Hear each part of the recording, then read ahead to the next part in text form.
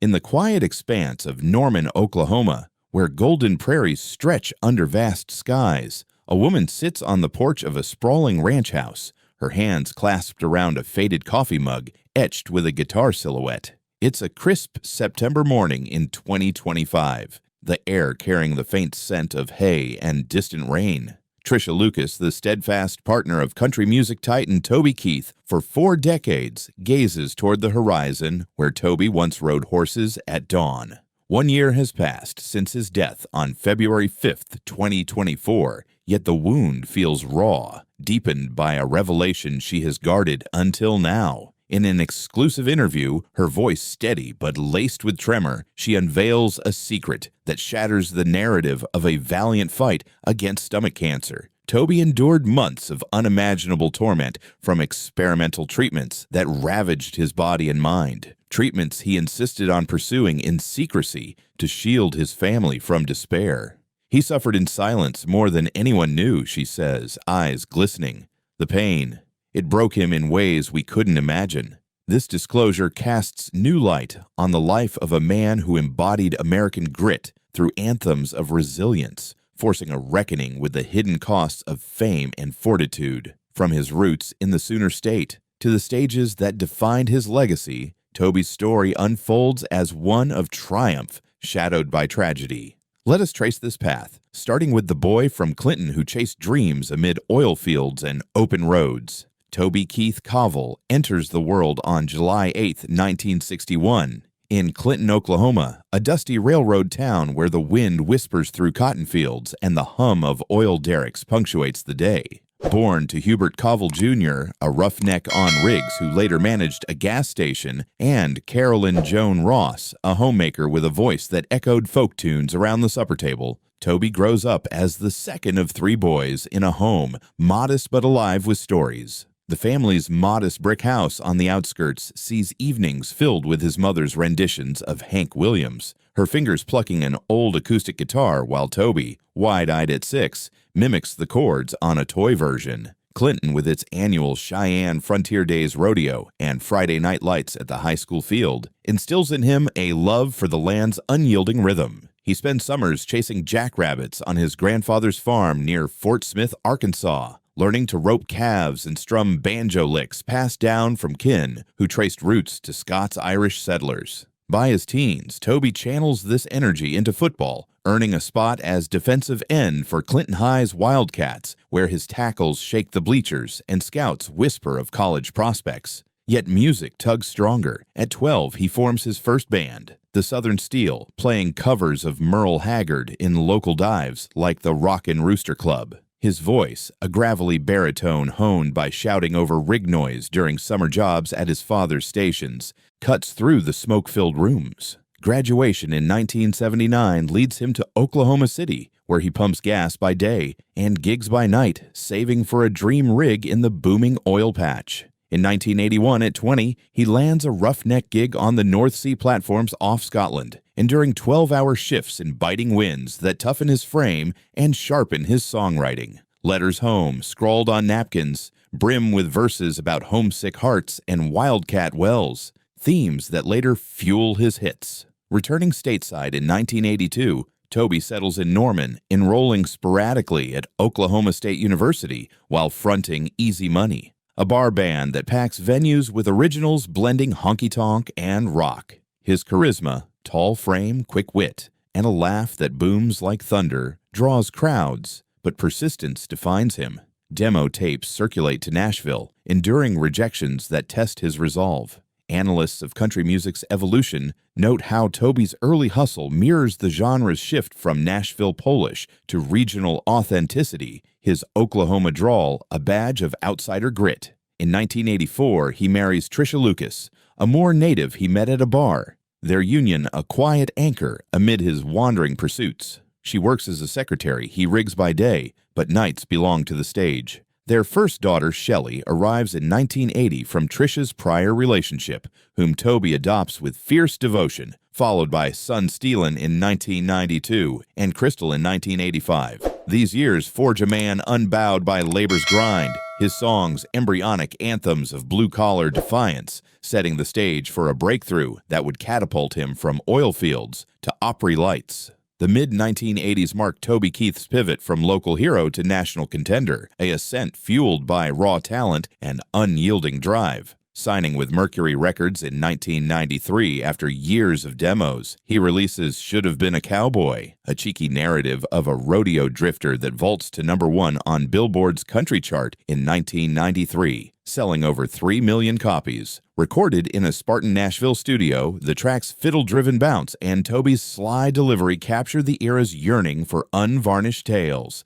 displacing the slick pop country of Garth Brooks. Tours follow in a battered tour bus, hitting fairs from Tulsa to Texas, where fans in Stetsons line up for autographs, drawn to his everyman ethos. By 1994, albums like Boomtown cement his sound, steel guitars wailing over tales of barroom brawls and lost loves, produced with a polish that nods to tradition while edging toward arena rock. Stardom swells in the late 1990s, with I Want to Talk About Me in 2001 topping charts and sparking radio debates over its playful bravado. Toby's persona, patriotic, brash, unapologetically masculine, resonates post-9/11. Courtesy of the Red, White, and Blue, The Angry American in 2002, penned in the wake of attacks, surges to ubiquity, its boot-stomping chorus a rally cry for troops and civilians alike. He performs for soldiers in Iraq and Afghanistan. His F-150 convoy shows under desert stars, forging bonds that transcend music. Business acumen parallels his artistry. Launching the I Love This Bar and Grill chain in 2003, he turns honky-tonk into empire, outlets from Vegas to Honolulu, serving Ford trucks and frozen margaritas. Yet this rise strains the home front. Trisha manages the Norman Ranch, raising Shelley, who pursues nursing, Crystal, who inherits her father's stage presence and releases her debut in 2007, and Steelin, the quiet son, navigating teen years amid paparazzi flashes. Observers of the industry highlight Toby's navigation of conservatism. Feuds with the Dixie Chicks in 2003 over politics underscore his red state alignment, yet his versatility, duets with Willie Nelson, forays into gospel, broadens appeal. By 2005, with 20 #1s and 30 million albums sold, he headlines arenas like the Staples Center, his entrance on a custom Harley revving crowds. Family anchors him. Holidays at the ranch feature barbecues, where he grills ribs while strumming for grandkids. Shelley's daughters chasing fireflies. This era of Ascent reveals a performer at peak, his lyrics dissecting American dreams with humor and heart, but whispers of back pain from rig days hint at vulnerabilities beneath the bravado. The 2000s solidified Toby Keith as country's conscience, his music a soundtrack to national moods from war to recovery. Post-Katrina in 2005, he organizes the Twister Relief sequel concert, raising millions for Gulf Coast victims, his set closing with As Good As I Once Was, a self-deprecating hit that pokes at aging warriors. Albums like Shockin' Y'all in 2003 blend bombast with introspection. Tracks like American Soldier, honoring deployed kin, inspired by Steelin's enlistment considerations. He expands into acting, voicing a bull in Beer for My Horses in 2008, a film co-starring with pal Willie Nelson, blending Western tropes with modern edge. Philanthropy deepens. The OK Kids Corral, opened in 2009 near the ranch, provides free camps for children battling cancer, a prescient nod to his future trial. Personal milestones interweave with fame. Trisha and Toby renew vows in 2011 during a Hawaiian getaway, celebrating 27 years amid luau's and lei garlands. Crystal's rise as a solo artist culminates in her 2013 album Whiskey and Lace, produced by Toby, their duet Mockingbird, a tender father-daughter showcase at the CMAs. Shelley, now a mother of 3, thrives in healthcare, her stability a quiet pride for Toby. Steelin the adventurer pursues business ventures, his 2011 marriage to Hannah adding to the family fold, yet strains emerge. Toby's feud with Natalie Maines lingers, polarizing fans, while his chain faces lawsuits over slip and falls, testing his empire's sheen. Cultural commentators view this phase as Toby's zenith. his catalog. Over 20 albums by 2010, mirroring shifts from post-9/11 unity to economic woes. Songs like Red Solo Cup in 2011 offering levity amid recession blues. He headlines the 2012 Super Bowl pregame, his American Ride anthem stirring patriotism. Family remains sanctuary. Thanksgivings feature turkey hunts on the property. Toby teaching grandsons to track deer, his laughter echoing across acres. These years paint a patriarch in full stride, his legacy etched in platinum records and ranch fences, unaware of the shadow creeping from within. The early 2010s bring subtle harbingers for Toby Keith, a gnawing discomfort dismissed as indigestion from road food and late nights. By 2019, persistent fatigue shadows his tours, chalked up to the grind of 100 shows yearly. In June 2022, a routine checkup at OU Medical Center in Oklahoma City uncovers the unthinkable. Stage 4 stomach cancer, aggressive and entrenched. Toby, 61, processes the diagnosis in a sterile exam room, Trisha's hand in his, the doctor's words blurring into white noise. He opts for privacy, informing only immediate family during a tense ranch dinner, where Shelley weeps silently, Crystal vows to fight alongside, and Steelen clenches fists in resolve. Publicly, he soldiers on, headlining the 2022 People's Choice Country Awards with a defiant "As Good As I Once Was," masking nausea with charisma. Treatment commences stealthily, chemotherapy infusions in Norman clinics, radiation sessions that leave him bedridden for days. Experimental protocols from MD Anderson in Houston enter the fray in late 2022. A cocktail of immunotherapy drugs promising remission but untested on his tumor type. Toby insists on secrecy, fearing it would dim his fans' light.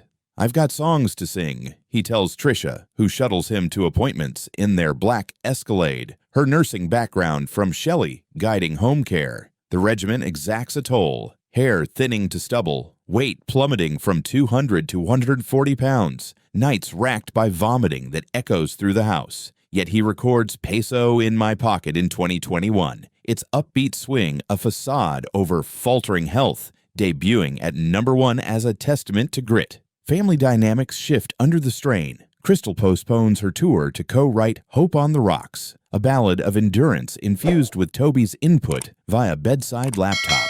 Shelley coordinates hospice plans prematurely, her medical expertise a bulwark against despair. Steelen, ever the stoic, expands the chorale to include adult programs, channeling energy into legacy. Trisha becomes sentinel, journaling Toby's fluctuations in a leather-bound notebook, entries detailing small victories like a clear scan in January 2023. Medical ethicists later reflect on such hidden battles, noting how celebrities' stoicism prolongs suffering by delaying communal support. Toby's partial remission in mid-2023 allows a Las Vegas residency, 4 shows where he belts "Who's That Man" with raw power, crowds unaware of the feeding tube concealed under his shirt. Relapse hits in October, tumors metastasizing to liver and bones, forcing cancellation of a European leg. In the ranch's sunroom, surrounded by platinum plaques, he confides to Trisha the mounting agony, a prelude to horrors yet unrevealed. As 2023 unfolds, Toby Keith's cancer war escalates into a descent marked by desperation and innovation, his embrace of cutting-edge trials a double-edged sword. Enrolled in a Phase 2 study at Mayo Clinic in Rochester, Minnesota, he undergoes targeted therapy with monoclonal antibodies, flown in via private jet for bi-weekly infusions that promise to reprogram immune cells against the malignancy. Initial scans show shrinkage, buoying spirits during family Easter gatherings, where he carves ham with trembling hands,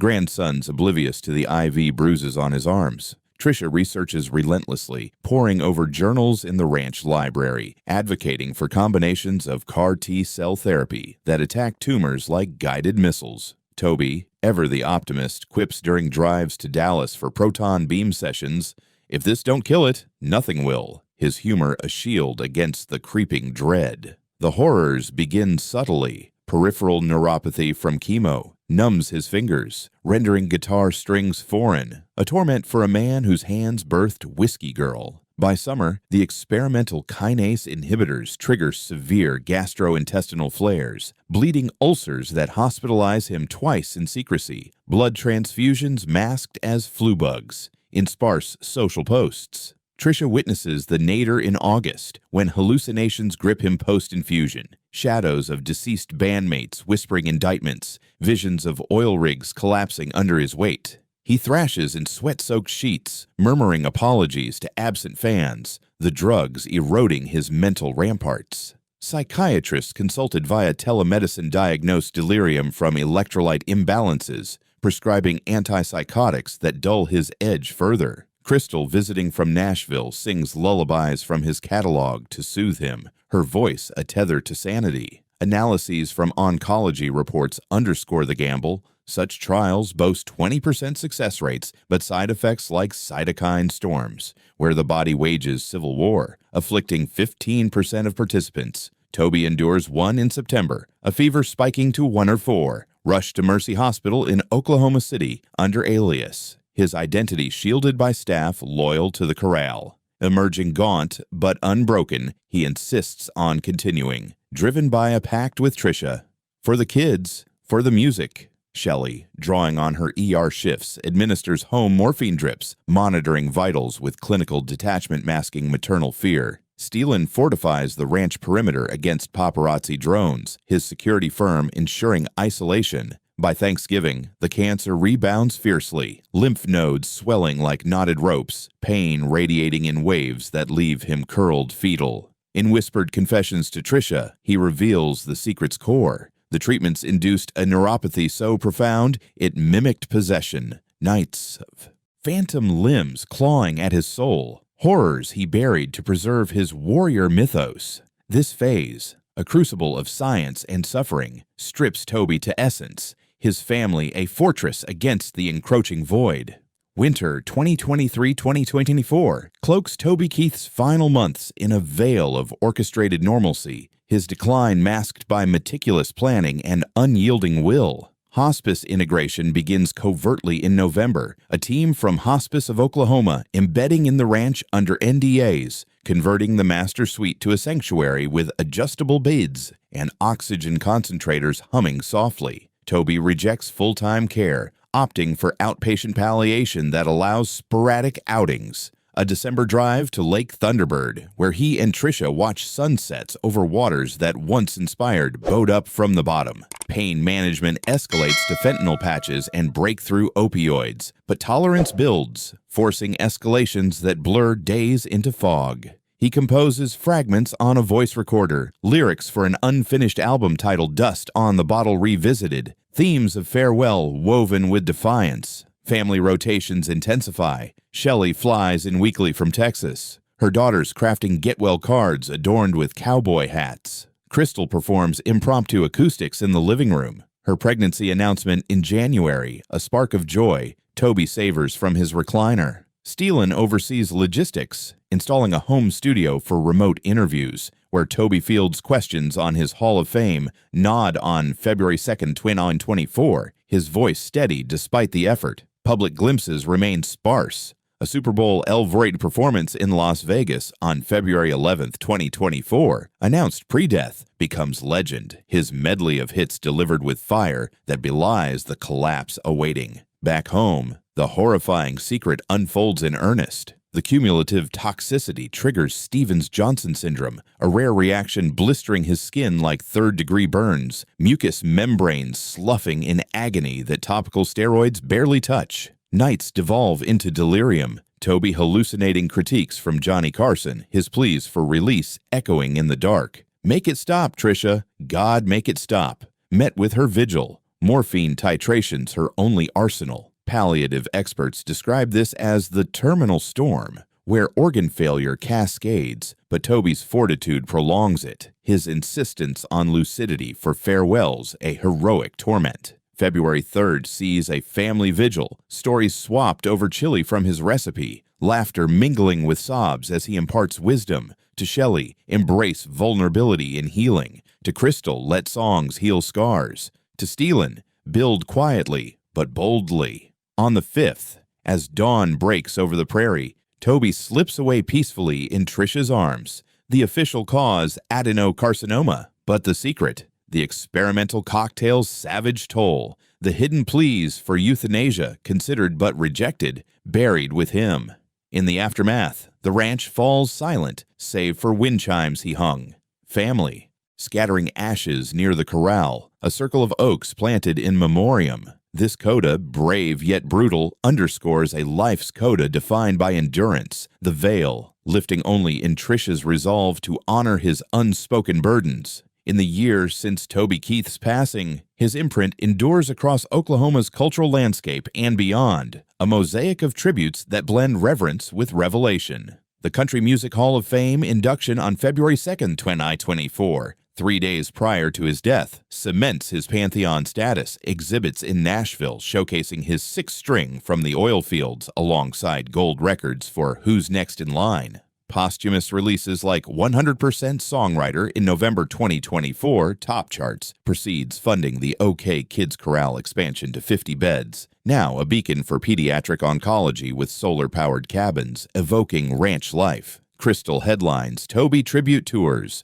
her voice carrying forward Daddy Dance With Me at arenas from Bridgestone to the Ryman, drawing multi-generational crowds who chant choruses like communal prayers. Shelley channels advocacy into policy, testifying before Oklahoma legislatures for rural cancer screening grants, her testimony laced with anecdotes of Toby's grit. Steelen, ascending in real estate, develops affordable housing near Norman dubbed Keith Commons, units for single parents echoing his father's blue-collar ethos. Trisha's unveiling in September 2025 during a candid sit-down at the ranch pierces the hagiography. The experimental trials sourced from a biotech firm in Boston induce not just physical ruin, but psychological fractures, suicidal ideations whispered in fevered states, ethical dilemmas over withholding truth from the public. He chose the fight knowing the cost to give fans hope, but it devoured him from inside, she discloses, detailing logbooks of 104-degree fevers,